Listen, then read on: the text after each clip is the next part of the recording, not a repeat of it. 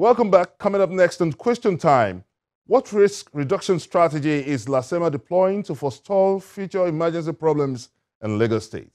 We continue the discourse with the General Manager of LASEMA, Mr. Tiamiyu Adeshino. One of your strong points, going by the structure and your reforms you've laid out, is the ability of LASEMA to rise up to handling over 100,000 calls daily. Yes. In a population of over 20 million, yes. You think that's good enough? 100,000 calls a day? In a population of over 20 million. How many calls do they receive in the city of London? Find out. Over 20 million. Yes. That's less than 10%. Yes, but you see, the truth is that you cannot manufacture crisis. You only call when you have crisis or when you are about to have crisis. You cannot manufacture one. On a day when we receive less than those calls, what we think in the call center is that, oh, Lagos is calm today. There are times when the figure drops, not because we don't want to do anything, but when there's nothing for you to do. Do you manufacture crisis? You see, the kind of crisis emergency workers in Lagos are handling. Honestly, you need to bring your crew to work with us on a day, on a choosing day, to see what we are talking about. At a time, it is fire incident all over Lagos, here and there. That brings us to the question of the Ojo explosion, the Ojo cantonment explosion. Yes. Yeah. So how would you rate the response? It was very good. Because again, 10 lives were lost. No 10 lives were lost in that incident. I'm here, I can dispel that. But that's what the reports are saying. Don't forget about those social media reports. Did they not say 100 people died in the Hotel fire incident? Up to today, where are the families of those 100 people? Who has declared his own person missing? Don't listen to all of that. Well, when it comes to risk reduction now, because whether you like it or not, properties have been destroyed. Let me tell you. Do you have a risk reduction strategy? Look, let me first of all tell you the story of that incident. That incident happened in the evening when a tanker and a truck collided and the tip of the tank was busted. And then our men went there. They were able to separate those vehicles, seal the leakage, and the tanker drove away. A lot of people don't even know. They said the tanker caught fire and no. The tanker drove away. Now, some of those fuel that has been released into the street, people were trying to siphon at one point.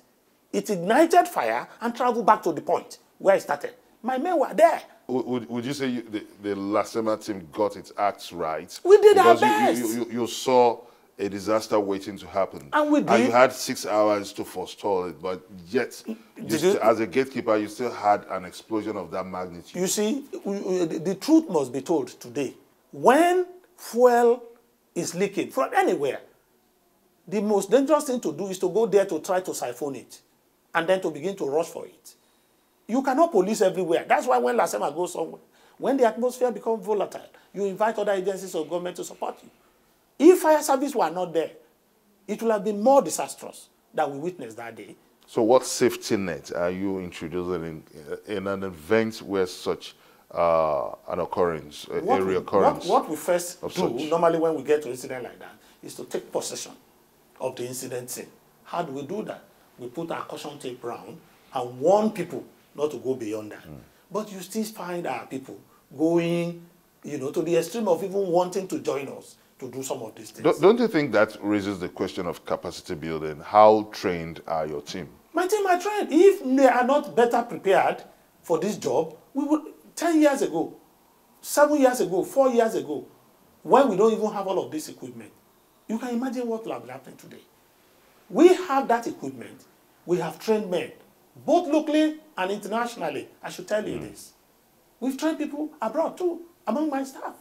Some are still going before the end of this year. We understand that recently the Lagos State government is really giving a huge support to LASEMA, that you've recently acquired some state-of-the-art equipment, including helicopters.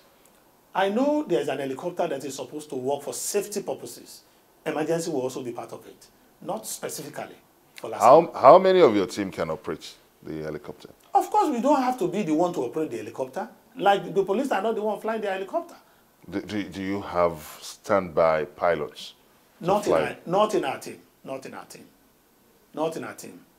At least not in our team yet. You see, So it's a gradual... the procurement of the helicopter is underutilized now. No, you see, you can see helicopters flying all over Lagos during the last elections to monitor